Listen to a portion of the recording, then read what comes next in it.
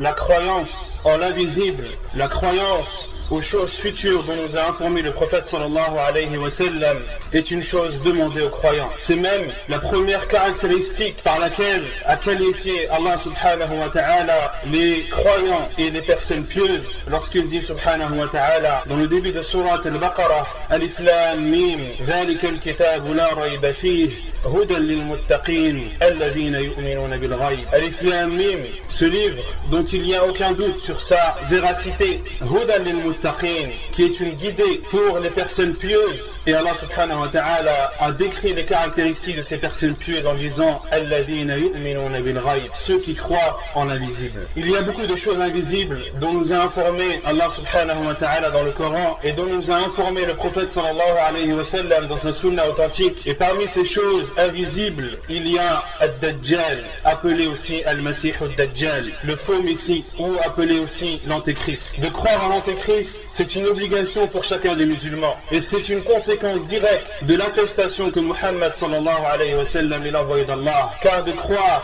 et d'attester que Muhammad sallallahu alayhi wa sallam est l'envoyé d'Allah, cela implique obligatoirement de croire et de rendre véridique et d'attester comme vrai tout ce qui nous a informé sallallahu alayhi wa sallam. Et quant à la tentation de Dajjal, c'est une tentation terrible. C'est même la plus terrible que connaîtra l'humanité.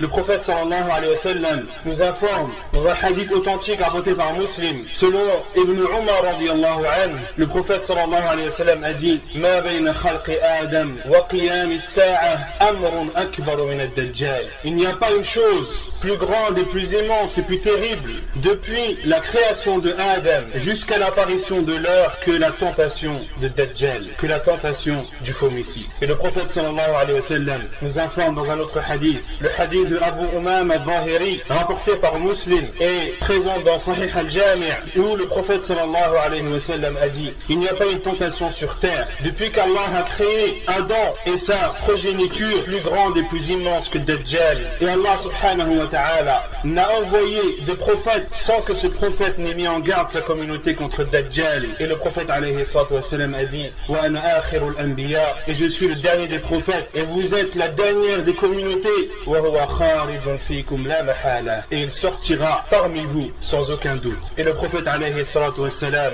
nous informe aussi dans un autre hadith rapporté par Al-Bukhari où il dit alayhi salatu wa sallam inni la unzirkumuh, je vous mets en garde contre lui. Wa ma min nabiyyin illa wa anzara qawmah, et il n'y a pas un prophète sans qu'il n'ait mis en garde sa communauté et son peuple contre Ad-Dajjal. Et le prophète alayhi salatu wa sallam, lui qui a beaucoup de compassion envers sa communauté, lui qui veut le bien pour sa communauté, nous a dit sa'aqulu lakum fihi qawlan lam yaqulhu nabiyyun liqawmi, et je vais vous dire des paroles qu'aucun prophète avant moi n'a dit à son peuple. Wa innahu a'war wa inna rabbakum laysa bi'a'war, il est borgne, en parlant de l'Antéchrist, il est borgne et votre Seigneur Allah n'est pas borgne. Et le prophète sallallahu alayhi wa sallam nous met en garde aussi en disant si Ad-Dajjal sort alors que je suis parmi vous, je me chargerai de témoigner contre lui à votre place. Mais s'il sort alors que je ne suis pas là, alors chacun devra témoigner pour lui-même. Wallahu khalifati ala kulli muslim. Et Allah subhanahu wa ta'ala aidera et donnera de l'aide à chacun des musulmans. Et s'il suffit d'un hadith pour nous montrer l'immense tentation de Dajjal, c'est le fait que le prophète alayhi salatu wa salam nous a ordonné à la fin de la prière, lorsque l'on termine le dernier tashahhud, de demander la protection d'Allah subhanahu wa ta'ala contre quatre choses: contre le feu de l'enfer, contre les tentations de la tombe, contre les tentations de la vie et de la mort, et contre le mal de l'Masih ad-Dajjal, contre le mal de l'Antéchrist. Et certains savants, comme Sheikh al-Albani rahimahullah, ont même dit que cela était obligatoire à faire, à dire pendant la prière. À quelle époque l'Antéchrist sortira-t-il? À quelle époque est-ce qu'il apparaîtra? Le prophète sallallahu alayhi wa sallam nous a informé dans un hadith rapporté par l'imam Ahmed que Ad-Dajjal sortira pendant que la religion sera faible. Fi khiffatin ou khaffatin min ad-din. Et les savants ont dit khaffatin min ad-din, c'est une faiblesse de la religion et des adeptes de la religion également. Wa idbaru min al-ilm. Et il sortira également dans une époque où les gens auront tourné le dos à la science. Parmi aussi ce qui caractérise le temps et le moment dans lequel l'Antéchrist sortira, c'est ce que le prophète sallallahu alayhi wa sallam nous a dit, c'est-à-dire que les gens ne penseront plus à lui et ne se rappelleront plus de cet Antéchrist. Comme il a dit alayhi salatu wa salam, dans un hadith authentifié par Al-Haythami, rapporté par l'imam Ahmad, où le prophète alayhi salatu wa salam a dit La yakhruju ad-dajjal hatta yadhhal an-nasu an dhikrih. Ne sortira ou n'apparaîtra le faux messie que lorsque les gens oublieront de se rappeler de lui. Wa hatta tatruka al-a'immatu dhikrahu ala al-manabir. Et lorsque les imams délaisseront le rappel de cet Antéchrist au-dessus des manabir. Ce qui caractérise également le moment où l'Antéchrist apparaîtra, c'est ce qu'a apporté Cheikh Al-Albani rahimahullah et ce qu'il a authentifié dans sa silsila sahiha, où le prophète alayhi salatu wa salam a dit lorsque l'homme sera le matin croyant et le soir sera mécréant, yasiru an-nasu ila fastatayn, les gens seront alors divisés en deux groupes, fastatun imanu la nifaqa fihi, un groupe qui aura la foi sans connaître l'hypocrisie et une autre partie qui sera hypocrite sans connaître la foi. Et le prophète sallallahu alayhi wa sallam a dit et lorsque vous verrez cela, fantadiru ad-dajjal min yawmihi aw ghadihi, et lorsque vous verrez cela, attendez alors le faux messie le jour même ou bien alors le lendemain. Parmi aussi les choses qui caractérisent la sortie de Ad-Dajjal, c'est l'apparition de 30 Dajjaloun, de 30 faux messies dont nous a informé le prophète alayhi salatu wa salam dans un hadith authentifié par Cheikh Al-Albani et rapporté par l'imam At-Tirmidhi rahimahullah, le hadith d'Abu Hurayra radiyallahu anhu, où le prophète sallallahu alayhi wa sallam a dit l'heure n'apparaîtra pas jusqu'à l'apparition de Dajjaloun kadhaboun, jusqu'à l'apparition de charlatans, de faux messies et qui seront menteurs, qui seront au nombre de 30, et chacun d'eux attestera qu'il est l'envoyé d'Allah. Ce qui caractérisera aussi l'époque dans laquelle l'Antéchrist sortira, c'est la grande famine, la grosse famine dont nous a informé le prophète alayhi salatu wa salam dans un hadith authentique rapporté par Cheikh Al-Albani rahimahullah dans Sahih Al-Jami', où le prophète alayhi salatu wa salam a dit wa inna qabla khuruj ad-dajjal 3 sanawat, et avant la sortie de Dajjal, de l'Antéchrist, il y aura 3 années. La première année, il y aura 3 années de famine, de grande famine. La première année, Allah subhanahu wa ta'ala ordonnera au ciel de s'abstenir de la pluie, de son tiers de la pluie, et il ordonnera à la terre de s'abstenir de son tiers de récolte. Et le prophète alayhi salatu wa salam a dit, puis la seconde année, Allah subhanahu wa ta'ala ordonnera au ciel de s'abstenir des 2 tiers de sa pluie, et ordonnera à la terre de s'abstenir des 2 tiers de ses récoltes. Et la 3e année, Allah subhanahu wa ta'ala ordonnera au ciel de s'abstenir de toute la pluie. Et le prophète alayhi sallam a dit aucune goutte ne descendra du ciel, et Allah subhanahu wa ta'ala ordonnera à la terre de ne plus donner de récolte. Et le prophète alayhi sallam a dit et rien ne sortira de la terre. Et le prophète alayhi sallam a dit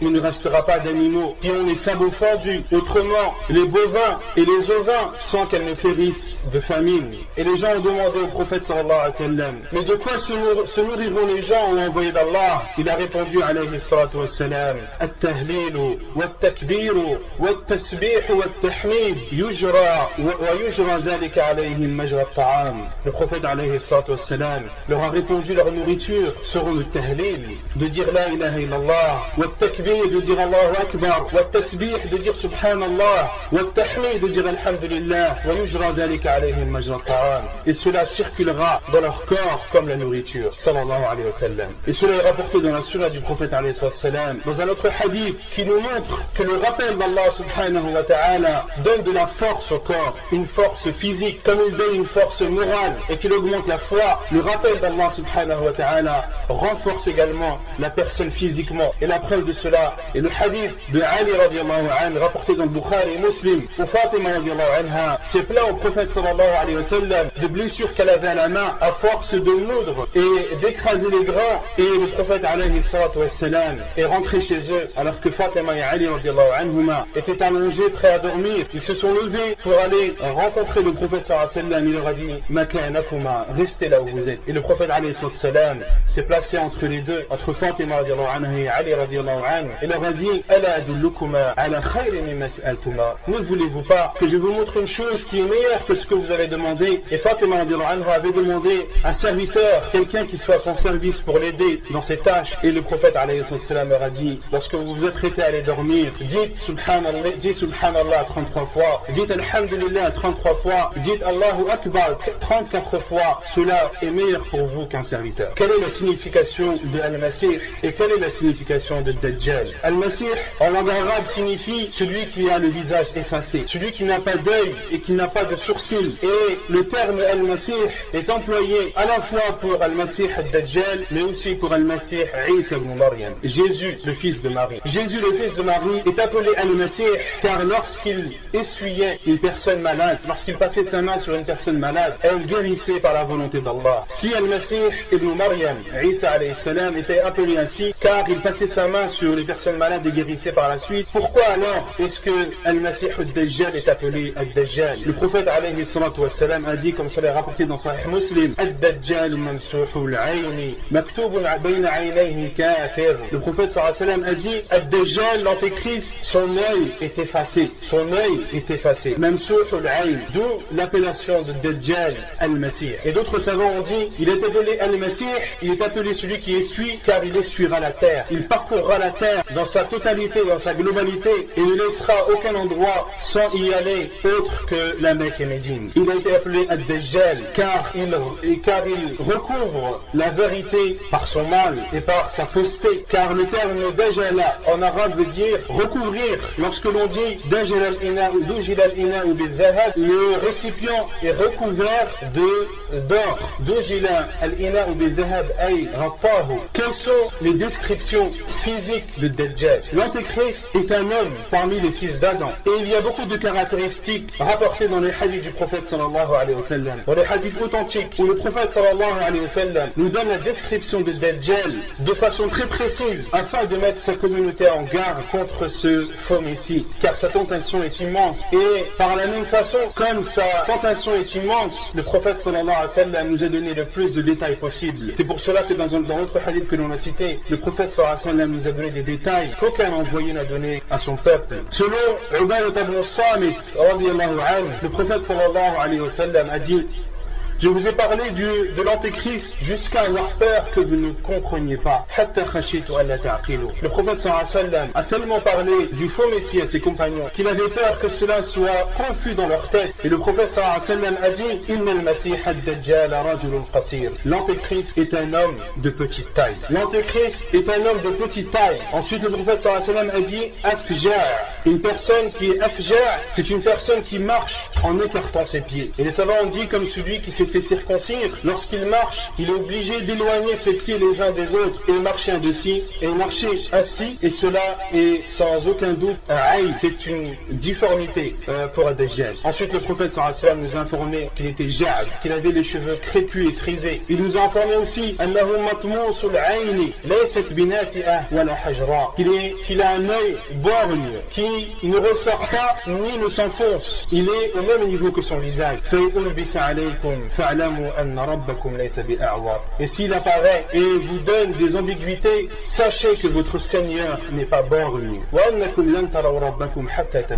Et que vous ne verrez votre Seigneur que lorsque vous serez mort. Pourquoi est-ce que le prophète sallallahu alayhi wa sallam a insisté pour nous dire que Allah subhanahu wa ta'ala n'est pas borgne et que l'on ne verra Allah subhanahu wa ta'ala que lorsque l'on sera mort? Car Ad-Dajjal, le faux messie, prétendra qu'il est le Seigneur de l'univers. Il prétendra que c'est lui Allah, que c'est lui qui donne la pourvoyance, que c'est lui qui donne la vie et la mort, que c'est lui qui a le contrôle de l'univers. Il prétendra cela et beaucoup de gens le suivront. Et le prophète sallallahu alayhi wa sallam a informé et a insisté sur le fait qu'Allah subhanahu wa ta'ala n'est pas borgne. Et cela doit être une croyance pour le musulman. Ce doit être une chose qui soit claire et ancrée dans son cœur, de telle sorte que lorsqu'il voit l'antéchrist, malgré toutes les ambiguïtés qu'il pourra faire apparaître, le musulman qui aura la foi sincère saura qu'Allah subhanahu wa ta'ala n'est pas borgne et que quelles que soient les choses que pourra prétendre ce faux messie, il ne sera pas Allah azza wa jal. Et le prophète sallallahu alayhi wa sallam a été questionné, comme cela est rapporté dans le hadith d'Ibn Abbas, un hadith jugé bon par Sheikh al-Albani rahimahullah. Lorsque le prophète sallallahu alayhi wa sallam a été questionné sur Ad-Dajjal,